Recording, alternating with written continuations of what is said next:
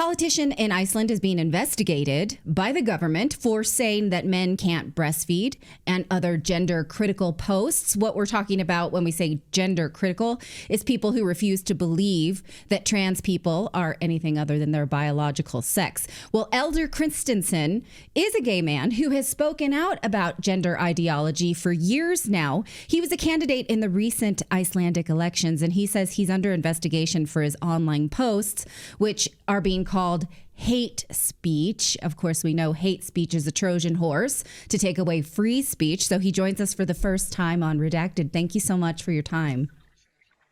Thank you very much for having me. So I've been wanting to talk to you for some time now because you have a large presence on X where you speak out about how the trans movement is homophobic. Now you're under investigation for it. So tell me about how you earned yourself this investigation. Well, I think it's because the organization and the queer gender movement in Iceland probably didn't take me seriously.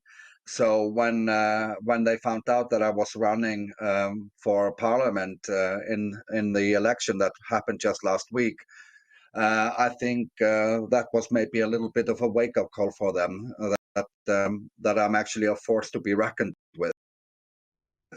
So your main platform, though, is that trans ideology hurts gay people. And you've been warning that in Iceland, the trans movement is a steamroller. So tell us about that. Oh, I mean, well, I was in Lisbon this fall with Genspect, and I had a talk which had the and the headline of the talk was Iceland, a country captured by queer theory, how self-ID, the dangers of self-ID. What I did there was I demonstrated how captured the whole Icelandic state and society really is by all of this. All of our schools are participating in medicalizing and sexualizing children, and Parliament and legislation, they are also starting to legislate that men can give birth to children, and legislate to remove words such as mother and father out of legislation. So we're on a dangerous path, and also, if we accept the idea that there are more than two genders, then homosexuality or heterosexuality doesn't really exist, because if you have more than two genders, then you make the sexual orientations completely redundant, meaning that my lived experience means nothing, and that's deeply homophobic. Yes, I agree with you. One of the things that you wrote on X that got you in hot water was about a news article about breastfeeding through the use of hormones, hormones, cancer drugs is what they use to lactate a small bit. It cannot feed a baby. I think anyone who's ever breastfed, such as myself, knows that that's abuse. Breastfeeding women, we go off of things like coffee and alcohol and Tylenol. We do not give ourselves things in order to feed a baby. What you said was this is a paraphilic sexual fetish in men called pedophilia, and they don't like that, right? Tell me about that. They didn't like it at all. But the thing is, it just demonstrates how morally bankrupt this movement has become. And mind you, this is a movement that I was a part of back in the day. But it has completely separated itself from or lost its moral compass. When you are willing to press criminal charges against a gay man for pointing out the obvious, and this is the hill that they want to die on, men taking drugs to induce some sort of lactation to produce something, and then actually put an infant to your chest and to try to feed that child.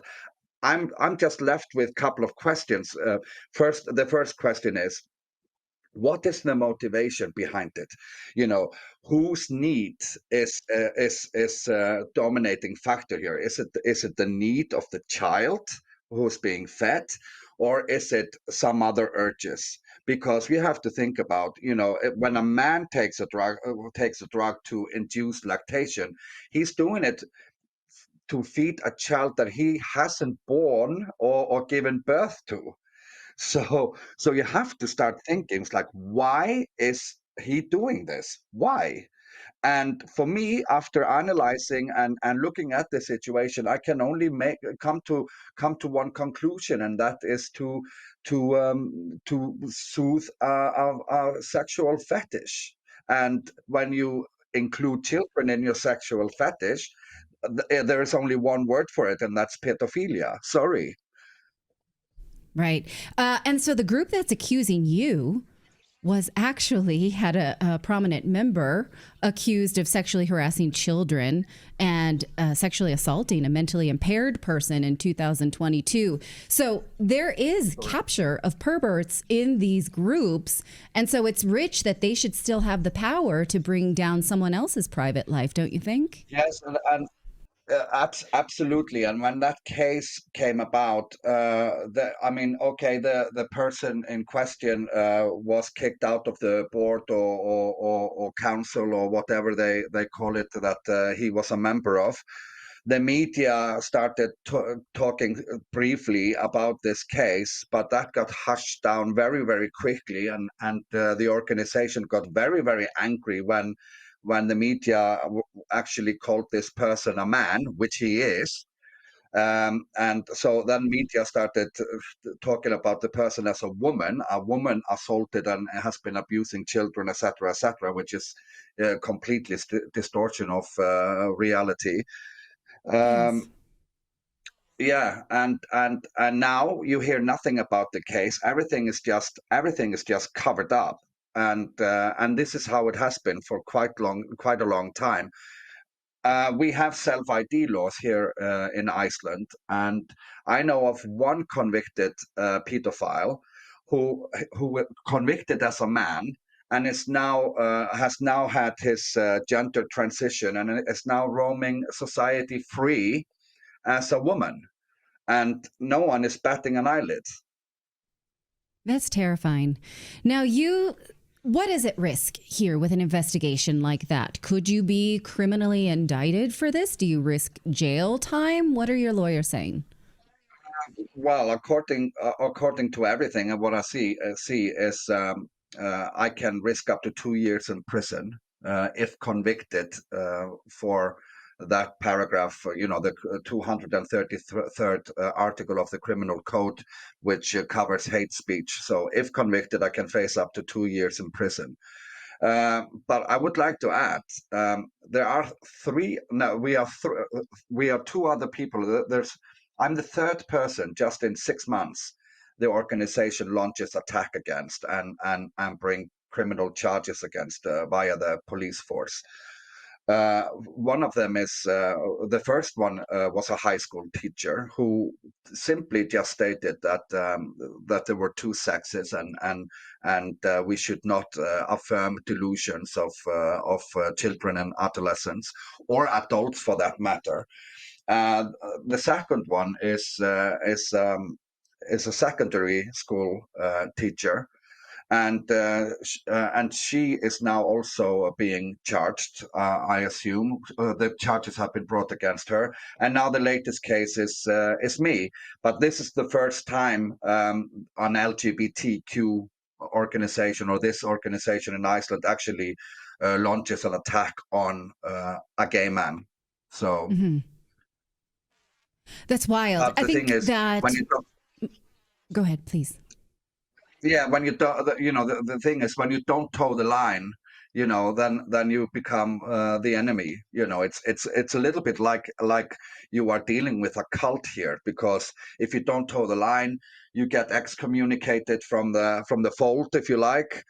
and people are told not to talk to you or socialize with you anymore, and you are completely shunned. So what I'm seeing is the same seeing the same symptoms of a cult, but very few dare to speak about that.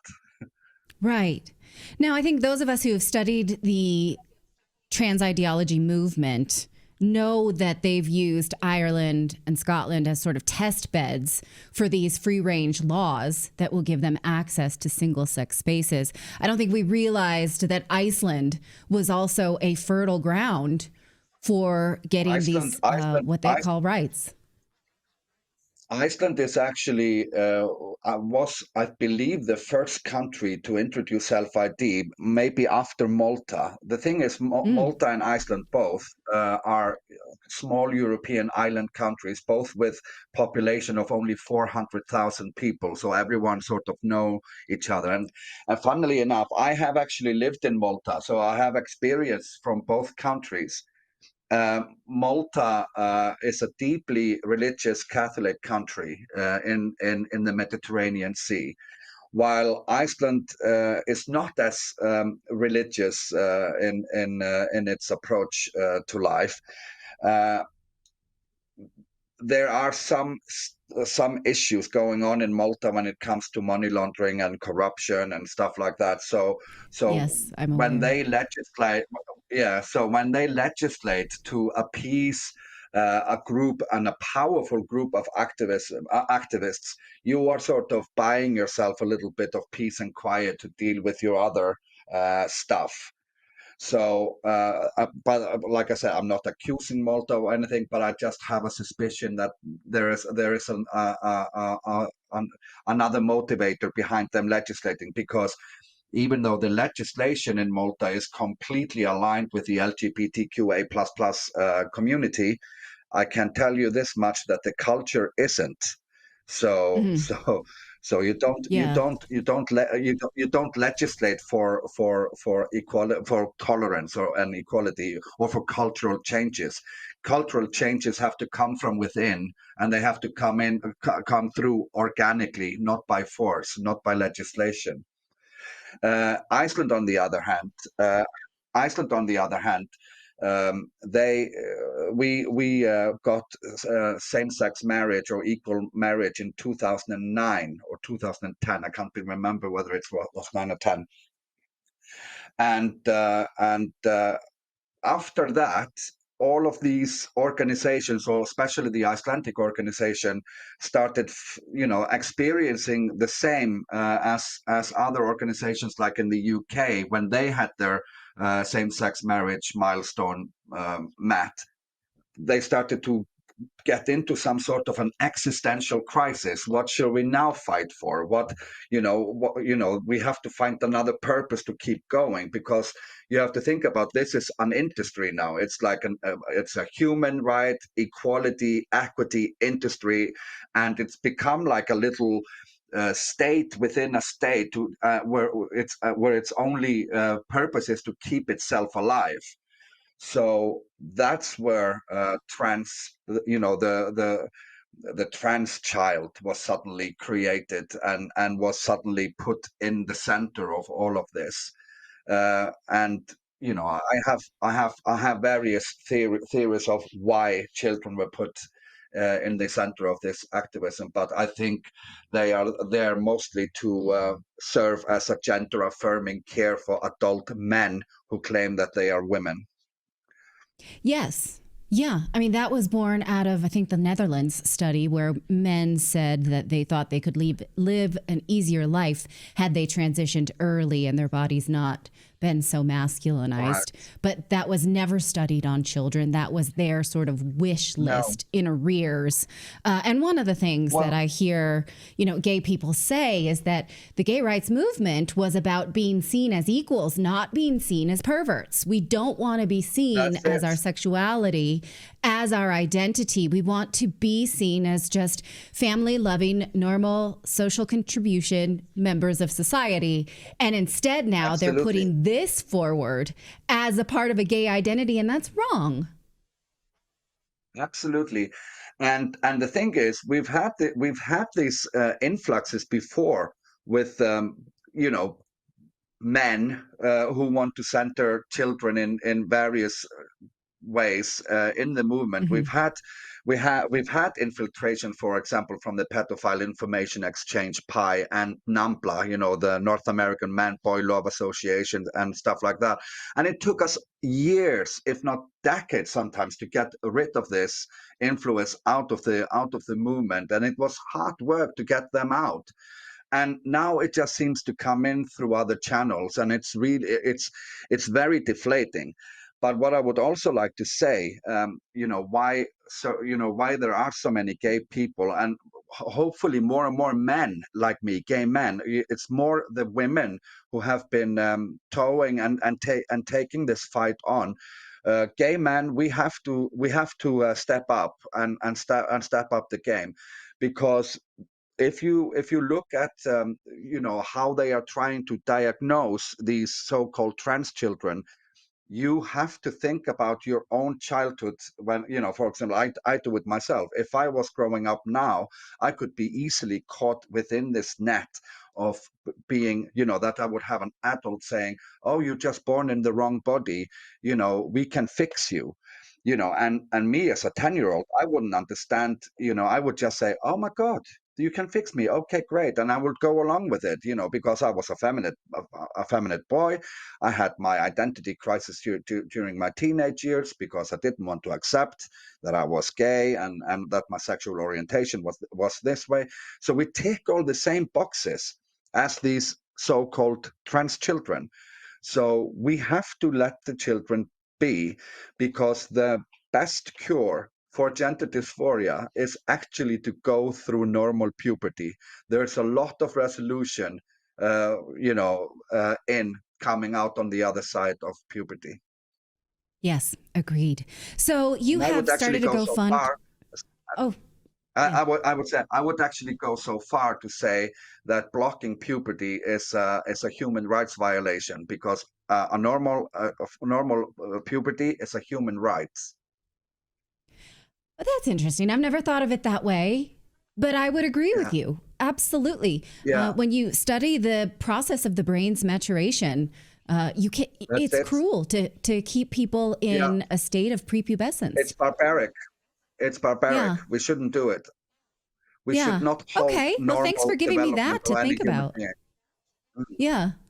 So you're going You're to have a welcome. legal mountain to climb in front of you. So you started a GoFundMe. I noticed you're Yes, supported by Martina Navratilova. That's cool. She's been a very outspoken yes. on the issue Big of shout out to her. gay is not Thank you. trans.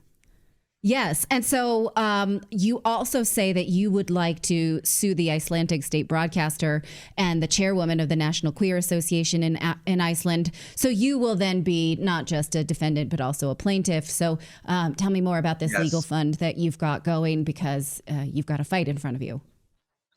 Well, I just set it up today on GoFundMe. Like I said, there are three potential cases that I will have to fund and finance. One of them being a libel or defamation to the state broadcaster, because they made claims about me a few days before the election, which were completely untrue and maybe swayed voters or influenced voters not to trust me with their vote. Secondly, the chairwoman of the LGBTQI organization in Iceland made libelous claims about me in a news article on election day, which was in a headline during almost all of election day on the 30th of November, so last week. And then I would have to get defense counsel for this criminal charges that are likely to be brought against me. Well, I wish you luck, and I hope you keep us updated on this fight in front of you, and at the very least, letting us know what's happening in Iceland, again, as a test bed for what these activists want for the rest of Thank you, us. man. So you can Thank follow Elder on X at Just Gay Ice, and you can find out more about his legal defense fund as well. Did you have one more thing to say? I'm sorry, I cut you off. No, that's fine. Thank you very much for having me. It was my pleasure. Thank you. Thank you.